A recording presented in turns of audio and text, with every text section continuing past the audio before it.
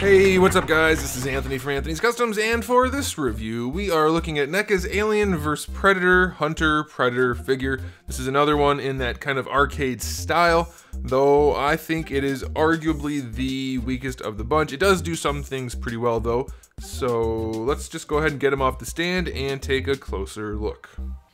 This guy stands just about 21.5 centimeters, which makes him just about 8.5 inches.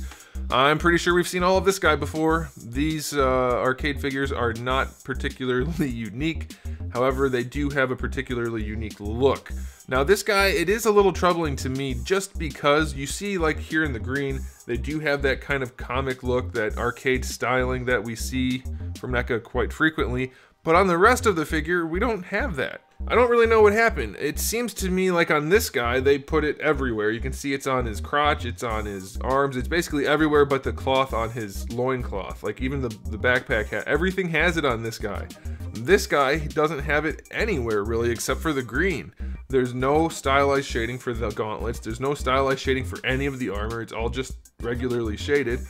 This thing is all just regularly shaded. The face, it really detracts from the look of the figure when it doesn't have the right look. Plus, he's got his ass hanging out, and I don't know how to feel about that. So that just throws it off. But as far as the paint job goes, I mean, it looks cool enough.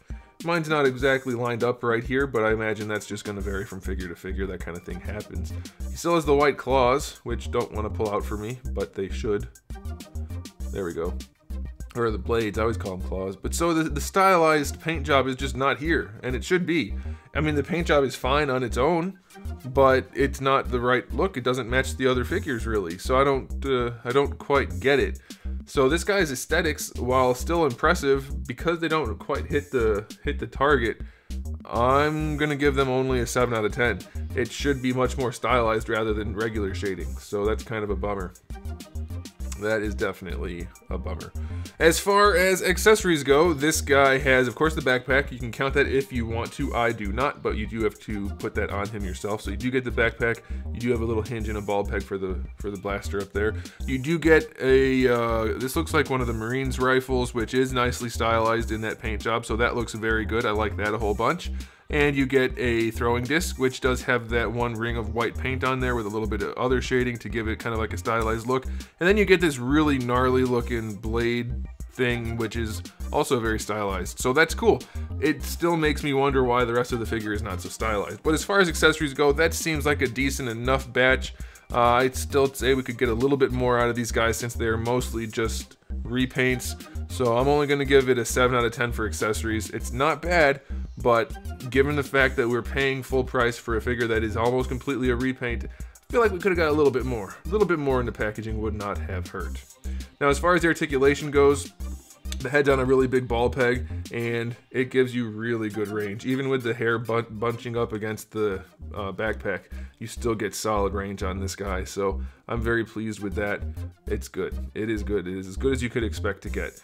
Shoulder pad is connected to the bicep, so you should still be able to use the joint pretty well. It's gonna bunch, but that's to be expected. I mean, you can't have armor and full range in every category, so that's okay.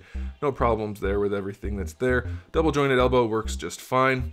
We do have a swivel for the gauntlet on this side and on this side. This one obviously has the extendy blades. I already showed you that. This one has the computer in there.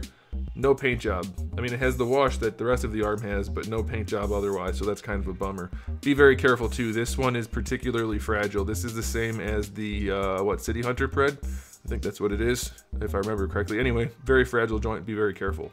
Wrists have a peg and a hinge, so that's pretty much standard. Diaphragm joint, I think it's a double ball peg. It could only be a single, but it doesn't have, come on arm. This arm does not want to move for me. I can't get it to move. Diaphragm joint works a little bit, but it's mostly just going to be a swivel. It's kind of a bummer because it's definitely at least a single ball peg. It might even be a double. I think it is, but I really can only get a swivel out of it. Same thing for the lower one down here at the waist. There's a big gap in there too. It's kind of hard to see because it's dark in there, but there's a little bit of a gap. For the hips, you do have a lot of flexible pieces going on, so you shouldn't have too much trouble posing them out. So you can get them to do pretty close to the splits if you want to. You can bring the legs all the way forward and not so far back. but you do run into this issue where they're kind of floppy and connected. Again, that's standard at this point. It's not good, but it is standard. Thigh swivels are okay. Double jointed knee works just fine. No problems there. And then lastly, we have a ball peg for the ankle, which works pretty well. So it's kind of needless to say at this point, but this is your standard NECA Predator figure. It's not the best one they've made by a long shot, but it is about on average. And so you're really going to be buying this just for the aesthetics. It does look really cool, but that articulation is just really hindered, I think, in a lot of ways. And so I'm only going to give him a 6 out of 10 for articulation. I don't like the hip situation. I don't like that the one shoulder won't move.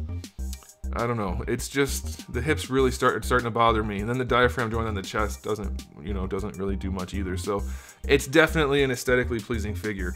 The final verdict's going to come down to what I think people are looking for out of this line. If you're buying it, you most likely know what you're getting out of it. You know what the figures are like for the most part, so it comes down to how's it look.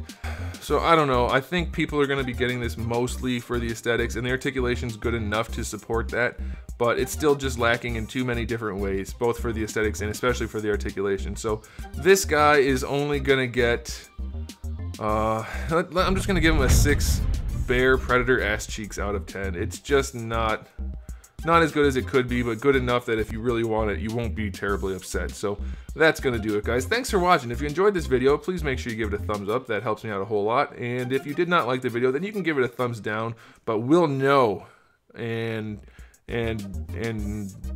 But please don't do that. And you should probably subscribe, because I also have a lot of videos on my channel, like thousands of them. You could probably check those out, or you could wait for the new videos to come out almost every single day. So make sure you do that, and in the meantime, keep collecting.